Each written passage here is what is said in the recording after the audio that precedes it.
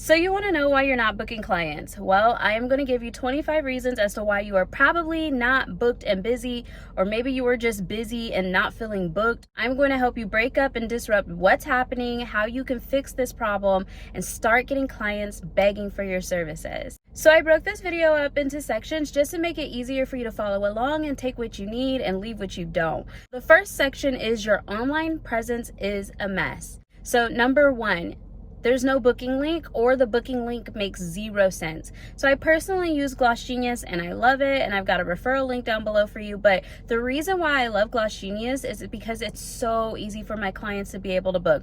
It allows me to show pictures. They can schedule multiple appointments if they want. They offer a buy now, pay later type of option. You can take deposits. But here's the thing that I will recommend. If your booking site is hard to follow, hard to navigate, it's going to be hard for clients to book. Number 2. Your Instagram doesn't actually talk about what you do. So when people go to your profile, there's a little bio section, and this is the area where you can brag about yourself a little bit. What kind of services do you offer? Where do you offer services? What do people say about you? What's your mission statement? It doesn't give you a lot of space, but that space is important to utilize. So if people go to your profile and it's unclear, they're probably going to keep on going. Number 3, your content is not client focused. What that means is maybe you're making content for the wrong audience. You're over here trying to talk to estheticians, but what you really need to be doing is redirecting that focus to talking to your clients. What are they struggling with? Are they dealing with dryness? Is it a different type of year and maybe they want to use a different type of product? Are you talking to your client in a way that they'll be able to understand that you are here to help them? So if you're talking to the estheticians, or you're busy trying to work with brands and you're trying to show off your back bar, none of that really matters to a client who wants to book a service. They want to know, how are you going to make them feel, and why is it important for them to come spend their hard-earned money with you? Number 4, your content does not offer any clear before and afters. So people don't know what to expect when they book your services. And trust me, nobody wants to guess what they're going to get when they are booking a service. And that could be for waxing, lashing, whatever. I think it's so important that you ask for permission to get the before and afters so you can build your portfolio. And a lot of times this is just a sub tip. We're afraid to ask. So you can make it super simple by saying something like, I'm trying to build my portfolio. I'll use your likeness and image to promote my brand. Is that okay with you? And if they're like, no, I don't want to see you grow, then it's probably not the client for you. Or some people are just shy and they don't want to be on camera. Keep on going until people say yes, and then take advantage of those yeses. Or even another step forward, book a model. Number 5, there's no you in your content. It's a lot of stock photos and ChatGPT captions, but you need to break this up. People want to book with people that they know. Honestly, that's probably the only reason why you stayed and watched this video, is you were like, you either know me or you want to get to know me. And that's just really important when you are trying to create an online presence. So get your online presence together, girl, because that is going to help you get clients in 2025, and it's going to help you keep clients going forward. Number 6, no client reviews, no testimonials, no receipts. Again, this is kind of just piggybacking on tip number 5, but honestly, you need to put yourself out there. Ask people, what do they like? Why did they come to you? Can you share that feedback? Even just texting a client and asking them to text you back their feeling after a service is something that you can post on your story to really start building your brand image and building that trustability with people who have never been to you for a service before. Moving on to section 2. Tip number 7. What was tip number 7? Tip number 7, your pricing is all over the place. Get clear on what you feel like your value is and put a price number to it. I know that this is a hard concept, especially if you've never done it, but look around and don't necessarily base your competitors' pricing off of your worth, but also be mindful, does the value that you're giving match the dollar point that you're asking for? If you're not super comfortable with the service, I'm not saying you shouldn't charge your worth, but I am saying that charge what you think that you would pay for it.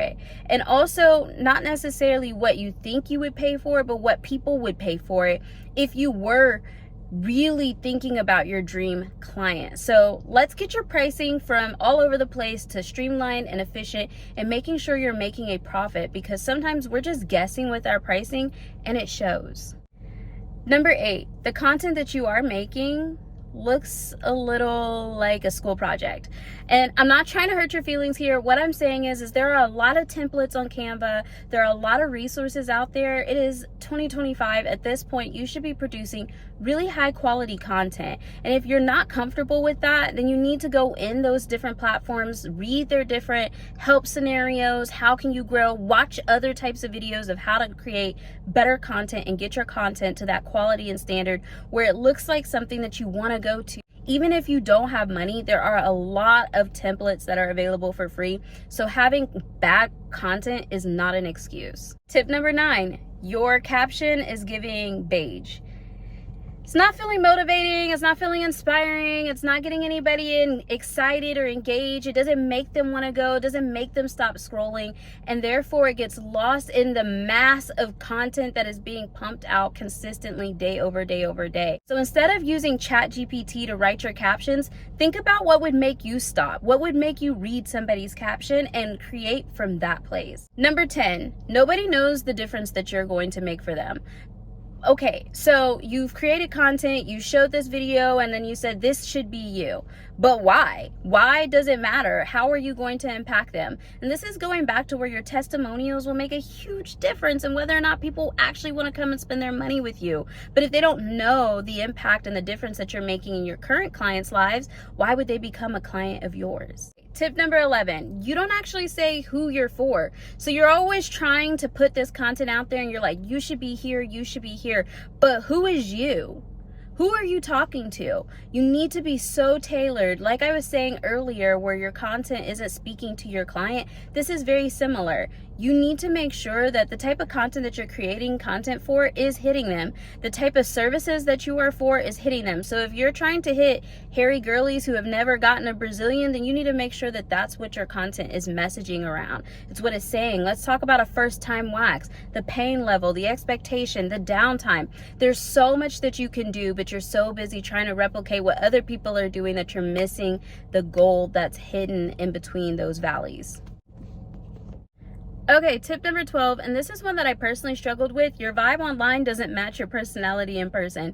Okay, so I will say that I am the same, but I'm a little bit more chill in person than I am online, and that's something that I had to think about for my client experience. So those are expectations that I set. Do you want a chatty appointment or do you want a silent appointment? Because people are subscribing to a certain vibe that they see, and if they get something different, or like they come in and see you and they're not really loving it, then you're missing the mark on getting your client to maybe potentially rebook, or they feel like that was fun. And I'm speaking from experience on that. Moving on to section 3. And I honestly think this is the section that's gonna hit you guys the hardest. Okay, tip number 13, your business structure sucks. So what do I mean? Your structure is built on shaky ground. So you either are not pre-booking your clients or you're not following up with your clients to see how their experience was. And that's a huge missed opportunity for connecting with your clients, because connection is what builds those relationships. It's why someone would want to come back to you. And if they don't feel like they matter, they're not coming back. So I think that this tip of all the tips that I'm going to give you is probably the most helpful, and just getting comfortable with pre-booking your clients and then also following up to make sure that they love the experience. Because guess what? If they didn't, this might give them an opportunity to tell you why, but they're never just going to volunteer criticism unless you ask for it.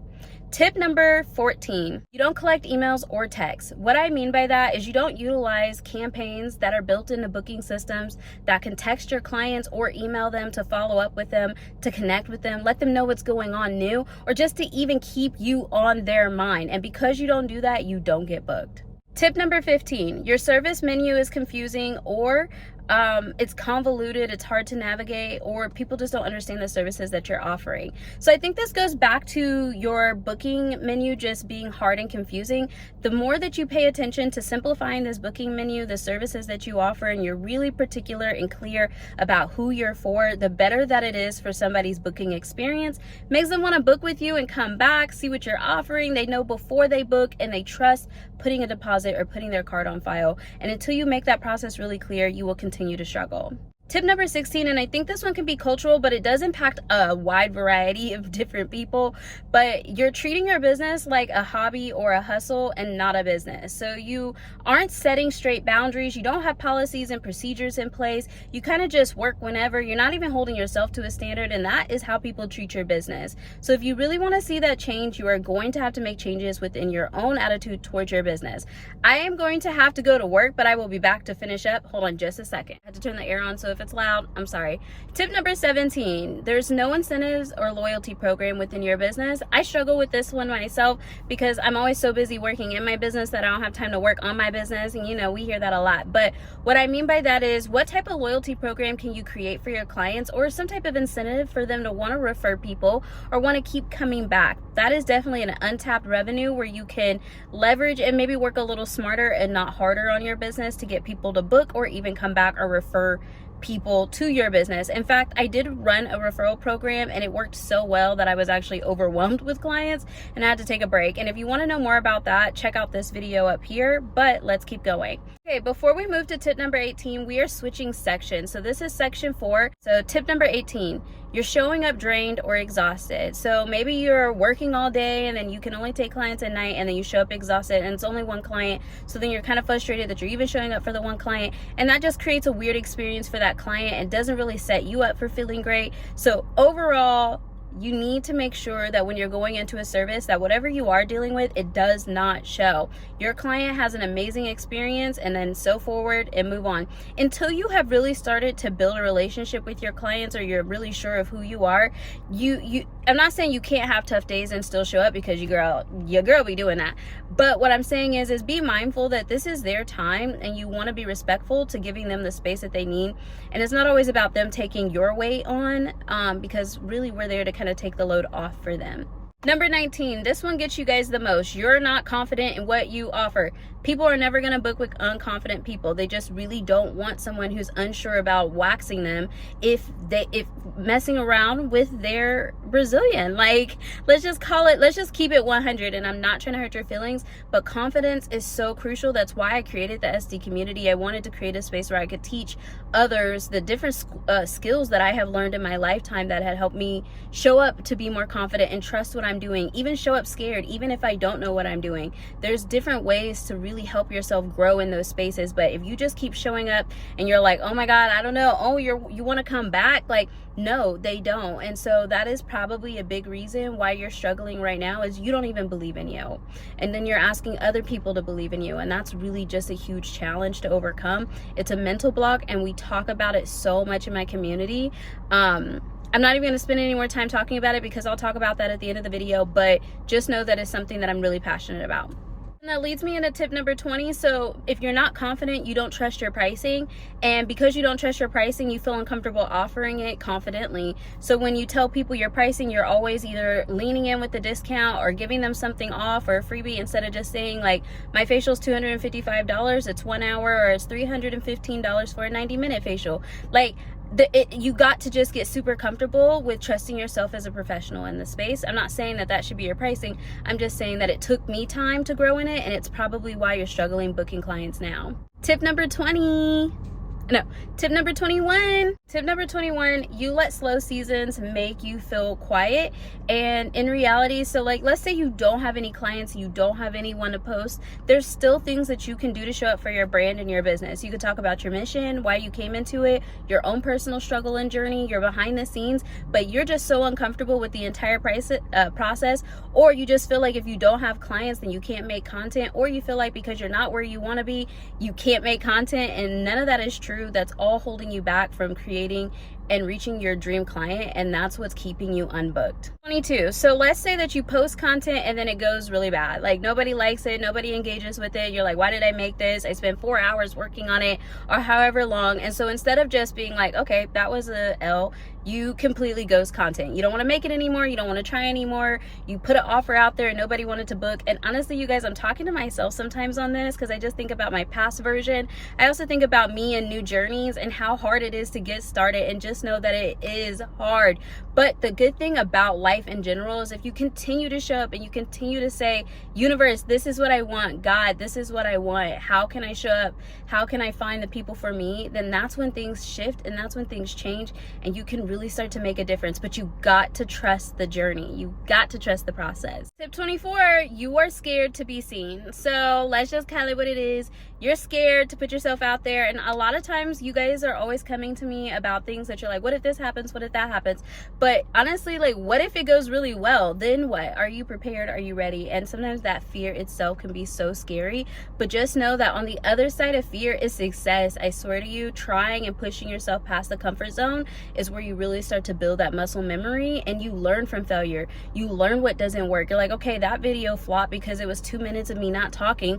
The next video, I'm gonna talk. This is how you get better. It's how you learn. It's how you grow. Tip number 25 as to why you're probably not getting booked right now as a service provider is you are doing it alone. You're doing it all by yourself. And honestly, doing anything alone is scary. I never thought about the impact of this whole like solo esthetician journey until I lost someone really special in my life. And then I realized, like, had I not had you guys in my community, I legit would have just quit. And I think about all of the other creators, all of the other service providers, all of the other estheticians who are out here figuring it out alone, who are dealing with all of these 25 problems by themselves, and they're encapsulating it and they're dealing with it, and it just becomes so hard to hold that you just give up.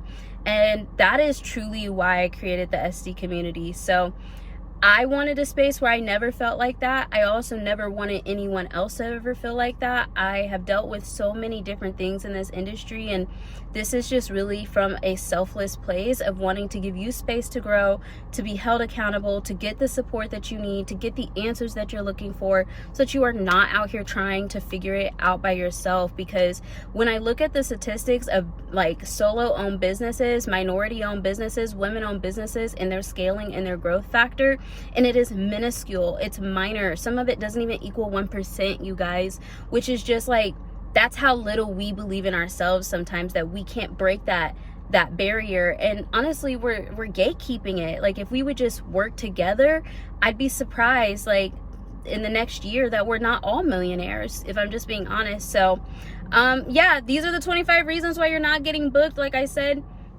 if you are wanting support, or you are needing more information, or you just want to know more about building your own business, I made an entire video right here. If you're looking for a community of estheticians to help you grow, I have it linked here, and I linked it down below. It is a membership-based program, but it is here to serve you for however long you need support. We are here for you. So thanks for watching the video. Hope it was helpful. If it was, subscribe for the next one and give this video a thumbs up, and I will see you in the next one. Bye, guys.